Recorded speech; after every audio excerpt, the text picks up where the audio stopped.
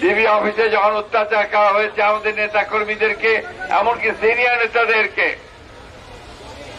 তারা একজন আরেকজনকে সাহায্য করার চেষ্টা করেছেন। প্রচন্ড নির্যাতনের পরে যখন ধাক্কা দিয়ে তাদেরকে সেই সেলের মধ্যে ফেলে দেওয়া হয়েছে, আরেকজন তার সেবা করার চেষ্টা করেছেন, সুস্থতা করার চেষ্টা করেছেন। প্রিয় সহকর্মীরা, সহযোদ্ধারা, এই কথাগুলো এই জন্য বলছি, আমাদের কোন নেতাই কিন্তু সেদিন কোন মুচলেখা দেন নাই। 1 বছর পার হয়ে গেল দেখতে দেখতে। ফ্যাসিস্টদের বিরুদ্ধে আমরা দীর্ঘ 15 বছর সংগ্রাম করেছি, লড়াই করেছি, এবং সব শেষে ছাত্র জনতার গণ-অভ্যুত্থানের মধ্য দিয়ে আমরা ফ্যাসিস্ট হাসিনাকে দেশ থেকে বিতাড়িত করতে সক্ষম হয়েছি। এই 1 বছর পরে আজকে এই শাহবাগের এই চত্বরে দাঁড়িয়ে স্বাভাবিকভাবে আমরা সবাই কিছুটা ভাবাবেগে আপ্লুত। কারণ এই দীর্ঘ বছরে আমাদের বহু সহকর্মী আমাদের কাছ থেকে চলে গেছে, তাদেরকে হত্যা করা হয়েছে। ছাত্র দল, যুব দল, স্বেচ্ছাসেবক দল, বিএনপি, শ্রমিক দল, প্রায় সব অঙ্গ সংগঠনের নেতা কর্মীদেরকে সারা দেশে নির্মমভাবে, নৃশংসভাবে হত্যা করা হয়েছে, গ্রেফতার করা হয়েছে, অত্যাচার করা হয়েছে, নির্যাতন করা হয়েছে। এই জুলাই মাসে আমাদের সমস্ত অঙ্গ সংগঠনের অসংখ্য নেতাকে গ্রেফতার করে প্রথমে ডিবি অফিসে নিয়ে গিয়ে নির্মম অত্যাচার করা হয়েছে, নির্যাতন করা হয়েছে, পায়ের নখ তুলে নেওয়া হয়েছে, দাঁত ভেঙে দেওয়া হয়েছে, তোলা হয়েছে, কিন্তু কেউই একবারের জন্য আত্মসমর্পণ করেনি। কথাটাকে জোর দিয়ে বলছি, ডিবি অফিসে যখন অত্যাচার করা হয়েছে আমাদের নেতা কর্মীদেরকে, এমনকি সিনিয়র নেতাদেরকে, তারা একজন আরেকজনকে সাহায্য করার চেষ্টা করেছেন। প্রচন্ড নির্যাতনের পরে যখন ধাক্কা দিয়ে তাদেরকে সেই সেলের মধ্যে ফেলে দেওয়া হয়েছে, আরেকজন তার সেবা করার চেষ্টা করেছেন, সুস্থতা করার চেষ্টা করেছেন। প্রিয় সহকর্মীরা, সহযোদ্ধারা, এই কথাগুলো এই জন্য বলছি, আমাদের কোন নেতাই কিন্তু সেদিন কোন মুচলেখা দেন নাই। আমি এই জন্যই এতক্ষণ এই কথাটা বললাম। আজকে টেলিভিশনে, আজকে পত্রপত্রিকায় বারবার করে সেই ডিবি অফিসের ছবি দেখানো হয়। আমাদের যে নির্যাতিত নেতা কর্মীরা, যাদের নখ তুলে নেওয়া হয়েছিল, হাত ভেঙে দেওয়া হয়েছিল, ঝুলিয়ে পিটিয়ে মারা হয়েছিল, এমনকি আমাদের সিনিয়র লিডার টুকু সাহেবকে পর্যন্ত সেদিন ছাড় দেওয়া হয় না। কই আমাদের সাংবাদিক ভাইরা তো তাদের ছবি চাপে না। আমি অনুরোধ করব, প্লিজ, কালোকে কালো বলবেন, সাদাকে সাদা বলবেন, এবং যার যে অবদান আছে সেই অবদানকে স্বীকার করবেন। আমরা কেউ এই মুচলেখা দেয়নি, কোন অত্যাচারের মুখেও দেয়নি। বন্ধুগণ, আজকে এই দিনটি এই জন্য আমাদের কাছে খুব অত্যন্ত গুরুত্বপূর্ণ। আমি এখনই মুন্নাকে জিজ্ঞেস করছিলাম যে এই আন্দোলনে, এই জুলাইয়ের আন্দোলনে যুবদলের কয়জন শহীদ হয়েছে? সে বলল ৭৯ জন। ছাত্র দলের তার কয়েকদিন আগে প্রোগ্রাম করেছে, ছাত্র দলের ১৪২ জন। গোটা বাংলাদেশ সেদিন নেমে এসেছিল। শুধুমাত্র কোন কয়েকটি দল, কয়েকটি ছেলে, ছাত্র নয়, সেই ৫ বছরের শিশু থেকে শুরু করে ৯০ বছরের বৃদ্ধ পর্যন্ত সেদিন এই ফ্যাসিস্ট হাসিনার বিরুদ্ধে রাস্তায় নেমে এসেছিল বন্ধুগণ। এবং তারই প্রমাণ আমরা দেখতে পাই যে আজকে এখনই একজন ছেলে, সে সামনে এসেছিল আমার, সে দেখতে পায় না, তার 2 চোখ চলে গেছে। এইরকম প্রায় ৩০,০০০ ছাত্র, জনতা, শ্রমিক যারা ফ্যাসিস্ট হাসিনার নির্দেশে সেদিন পুলিশের গুলিতে নিহত হয়েছে, শহীদ হয়েছে, অঙ্গ হারিয়েছে, চোখ হারিয়েছে, অন্ধ হয়ে গেছে। এই যে এত ত্যাগ, এই যে প্রায় 2000-এর উপরে আমরা মানুষ হারালাম, ছেলে হারালাম, তরুণকে হারালাম, এই যে আমরা প্রায় 30,000-এর বেশি অধিক আমাদের নেতা কর্মীরা অন্ধ হলো, পঙ্গু হলো, তারা একটাই তো লক্ষ্যটা হচ্ছে যে ফ্যাসিস্ট হাসিনাকে বিদায় করে এই বাংলাদেশে একটা গণতান্ত্রিক রাষ্ট্র ব্যবস্থা প্রতিষ্ঠা করা, তাই না?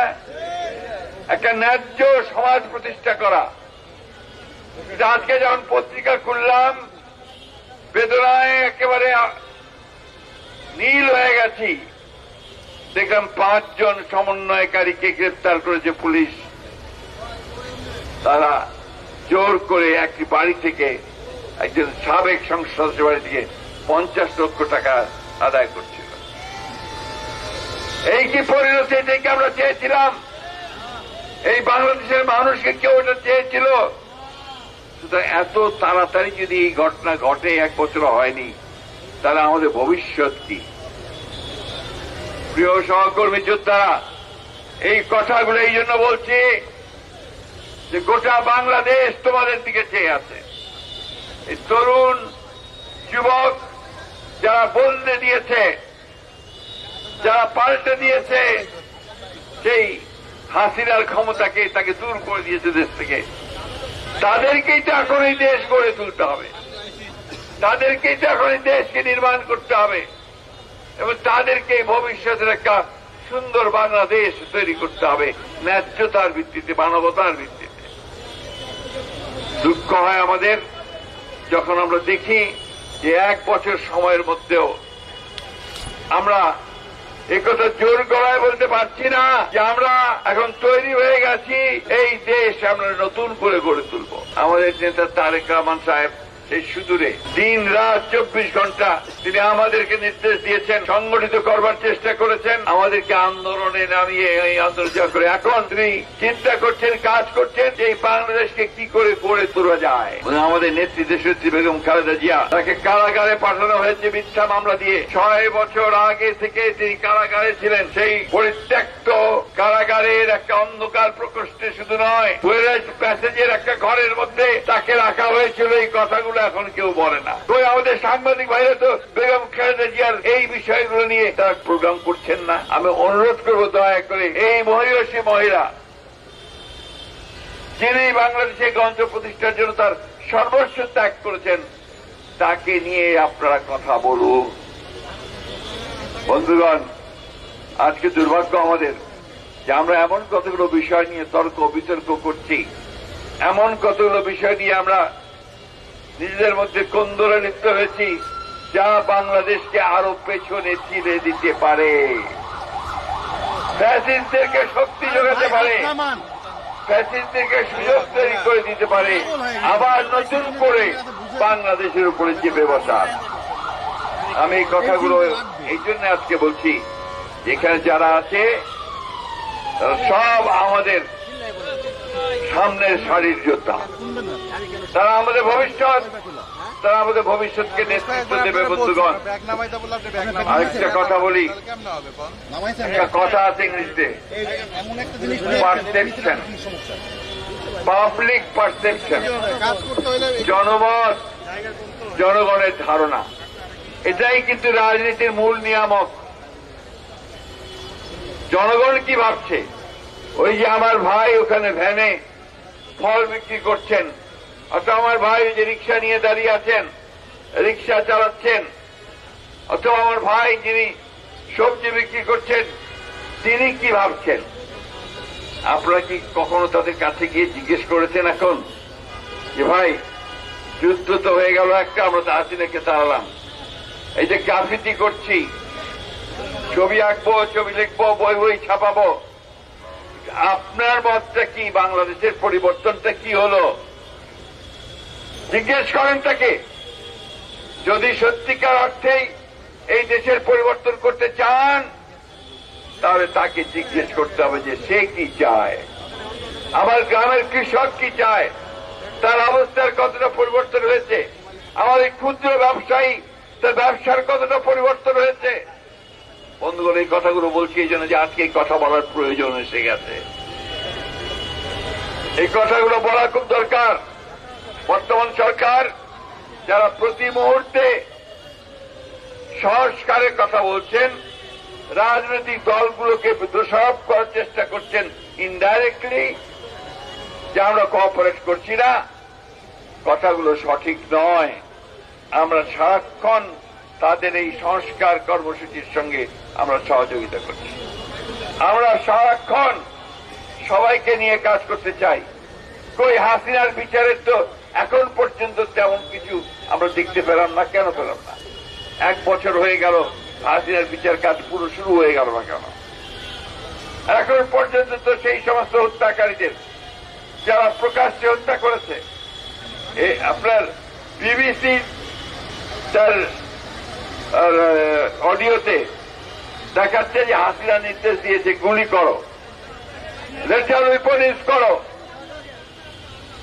এইগুলো কেন এখন পর্যন্ত সেটা আসেনি? প্লিজ এই বিষয়গুলোকে আপনারা সাংবাদিক ভাইরা দয়া করে আপনারা একটু পজিটিভলি চিন্তা করে সামনে আসেন। আপনারা অত্যন্ত ভালো কাজ করেছেন, অনেক ঝুঁকি নিয়েছেন, আপনাদের সাংবাদিক ভাইদের অনেকেই শহীদ হয়েছে। আপনারা সবসময় বাংলাদেশের মানুষের যে ন্যায্য আন্দোলন, গণতান্ত্রিক আন্দোলন, অধিকারের আন্দোলন, সেই আন্দোলনের পাশে আপনারা দাঁড়িয়েছেন, লড়াই করেছেন। এই বাংলাদেশের ইতিহাসটাই হচ্ছে আপনার সেই ইতিহাস। তো সেই ইতিহাসকে সমুন্নত রাখতে আমার সেই শিশু সন্তানটি যে এসে দেয়ালের মধ্যে সে কাঁচা হাত দিয়ে একটা ছবি আঁকার চেষ্টা করেছে, যে কথাটা কিছুক্ষণ আগে নয়ন বলছিল, নয়ন একটা তাত্ত্বিক কথা বলছিল যেটা অনেকেই আমরা বুঝি না। ফ্রিডম, ফ্র্যাটার্নিটি অনেকে বুঝতে পারি না। আসলে এইটা বহু কালের মানব সভ্যতার প্রথম থেকে মানুষ প্রতিবাদ করেছে অন্যায়ের। আমরা সেই অন্যায়ের প্রতিবাদ করতে গিয়ে আজকে জান দিয়েছি, প্রাণ দিয়েছি। আমি তো যুবদল অনেক নেতাকে জানি যে তারা কেউ বাড়িতে থাকতে পারত না, পালিয়ে পালিয়ে থাকতো, এক এলাকা থেকে আরেক এলাকায় গিয়ে থাকতো। আমি তো জানি যে এর মধ্যে তারা তাদের বাবাকে হারিয়েছে, মাকে হারিয়েছে, শিশুকে, সন্তানকে হারিয়েছে, তারা দেখতে যেতে পারে নাই। আমি তো জানি যে তারা চাকরি পায়নি, ব্যবসাও করতে পারেনি। এই একটা কঠিন অবস্থার মধ্য দিয়ে তারা পেরিয়ে এসেছে শক্তি সত্ত্বে, কিন্তু কোনদিন মাথা নত করে নাই, কোনদিন আত্মসমর্পণ করে নাই। বন্ধুগণ, আমরা সেই দল, যেই দলকে নিয়ে আমরা গর্ব করি। কেন? যে আমাদের দলের প্রতিষ্ঠাতা শহীদ প্রেসিডেন্ট জিয়াউর রহমান এই দেশের স্বাধীনতা ঘোষণা করেছিলেন, যুদ্ধ করেছিলেন। আমাদের দলের প্রতিষ্ঠাতা তিনি বাংলাদেশের প্রথম সংস্কার শুরু করেছিলেন। শেখ মুজিবের একদলীয় শাসন ব্যবস্থা থেকে তিনি বহুদলীয় গণতন্ত্র নিয়ে এসেছিলেন। তিনি প্রথম অর্থনীতিতে তিনি সংস্কার শুরু করেছিলেন, গার্মেন্টস শুরু করেছিলেন, তিনি বিদেশে রূপ পাঠান শুরু করেছেন। দেশের বেগম খালেদা জিয়া সেই নেত্রী, যিনি আমাদেরকে সংসদীয় গণতন্ত্র উপহার দিয়েছিলেন এবং তত্ত্বাবধায়ক সরকার ব্যবস্থাটা তিনি নিয়ে এসেছিলেন আমাদের কনস্টিটিউশনে। আজকে তারেক রহমান সাহেব দীর্ঘ বছরের পর বছর ধরে বিদেশে নির্বাসিত অবস্থা থেকেও দিন রাত পরিশ্রম করে আমাদেরকে এই বিপ্লব, এই বিদ্রোহ, এই অভ্যুত্থান ঘটাতে তিনি নেতৃত্ব দিয়েছেন। আসুন আজকে আমাদের সামনে এই জুলাই আগস্ট বিপ্লব যে সুযোগ সৃষ্টি করে দিয়েছে একটা নতুন বাংলাদেশ গড়বার, আমরা সেই নতুন বাংলাদেশ করতে চাই। একটা স্লোগান দিয়েছেন চেয়ারম্যান সাহেব আমাদের, কি সবার আগে কি দিয়েছেন স্লোগান? এটার অর্থ কি? এটার অর্থ যে আমরা কারো কাছে মাথা নত করি না, আমরা অন্য কোন দেশের দিকে তাকিয়ে থাকি না। তাই পরিষ্কার করে বলতে চাই, আজকে যারাই চেষ্টা করুন না কেন বিভিন্ন চাপ সৃষ্টি করে আমাদেরকে বেকায়দায় ফেলার জন্য, সেই চেষ্টা করে কোনো লাভ হবে না। এই দেশের মানুষ লড়াই করেছে, লড়াই করতে জানে, লড়াই করে স্বাধীনতা এনেছে, লড়াই করে গণতন্ত্র রক্ষা করেছে এবং দেশকে মুক্ত করেছে। আসুন আমরা আজকে সেই আমাদের শহীদদের, যাদেরকে আমরা হারিয়েছি, তাদের প্রতি শ্রদ্ধা জানাই, তাদের যে কর্ম সেই কর্মকে সমাধান করার জন্য এগিয়ে যাই। আজকে আসুন আমরা এই নতুন বাংলাদেশকে গড়ে তুলবার জন্য, যে এই বাংলাদেশে এই যুবদল, ছাত্রদল, বিএনপি সকলের দিকে তাকিয়ে সাধারণ মানুষ যেন বলে যে এরা ভালো মানুষ, ভালো দল, তাই না? যদি না বলে তাহলে কি আমাদের কাজটা ঠিক হবে? হবে না। তাই আসুন আমরা সেই দিকে এগিয়ে যাই, আমরা সেই পথে এগিয়ে, যে পথে এগুলে আমরা আমাদের মানুষকে সুন্দর একটা বাংলাদেশ উপহার দিতে পারবো।